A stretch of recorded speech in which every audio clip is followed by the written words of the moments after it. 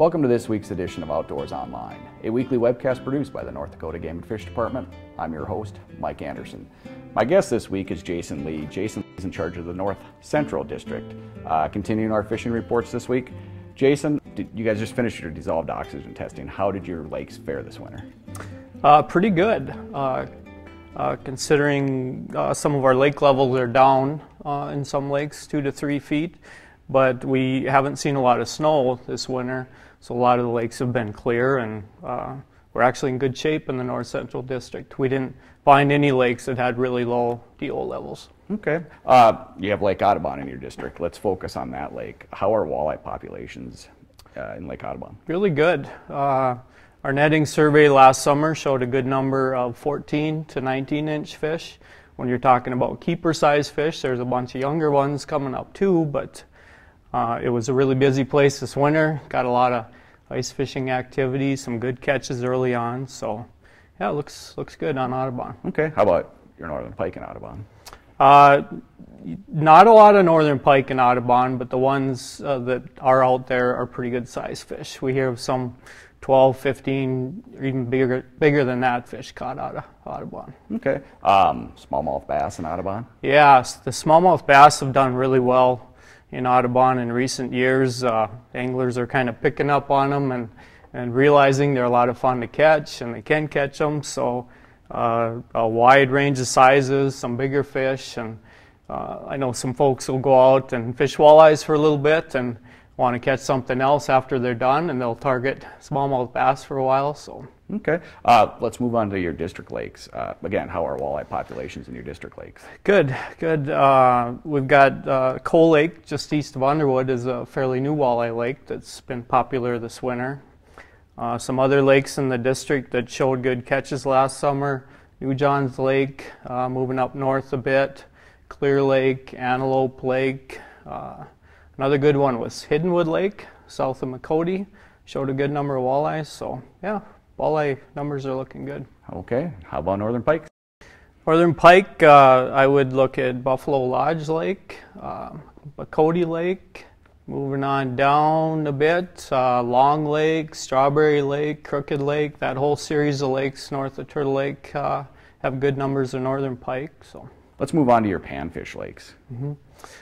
Nelson Lake has really good numbers of both bluegill and crappie. Heard some really good reports there not too long ago of folks fishing off the fishing piers there. We've got a couple piers, so there's good shoreline access, but both good bluegill and crappie in Nelson.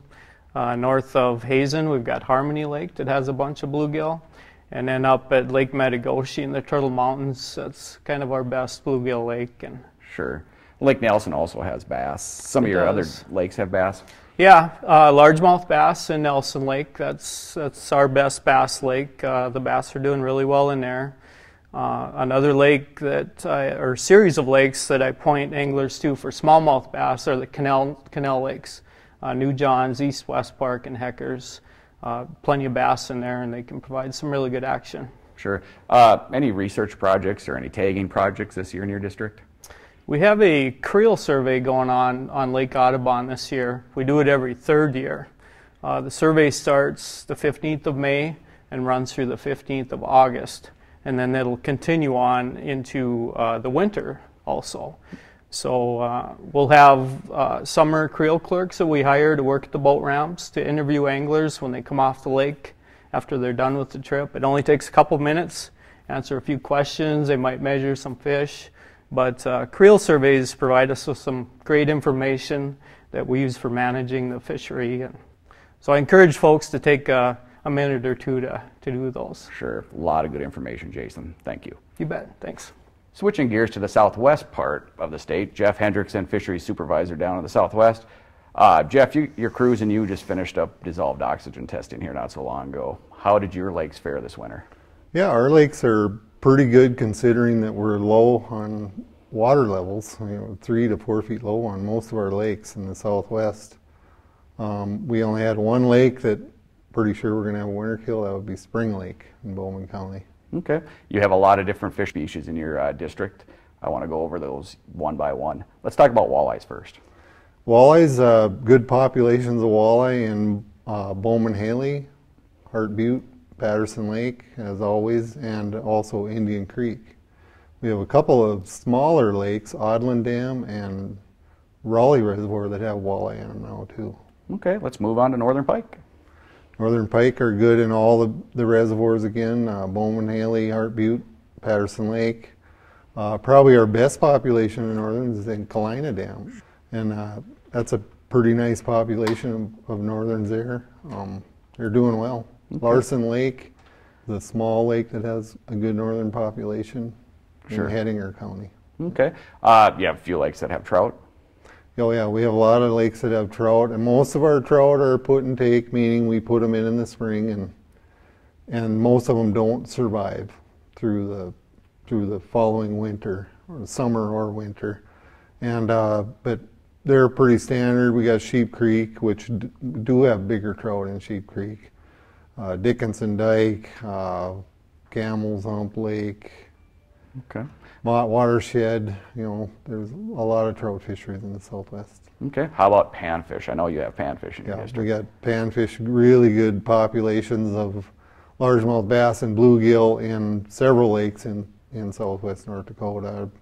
Probably the best bass lakes would be Sheep Creek and North Lemmon Lake, probably. The best bluegill lakes, we're looking at Mott Watershed, Camel's Hump Lake, Davis Dam, really good bluegill populations. Jeff, do you have any research projects or any projects you have going on in your district this spring, summer? Yeah, for about the last 10 years actually, we call it bluegill bass management. Actually, we're manipulating the populations. A couple lakes, just for examples, are Camel's Hump Lake and Mott Watershed. Both of them have overabundant largemouth bass, and they're all stunted, where you get a lot of 10 to 12 inch bass and never any bigger ones.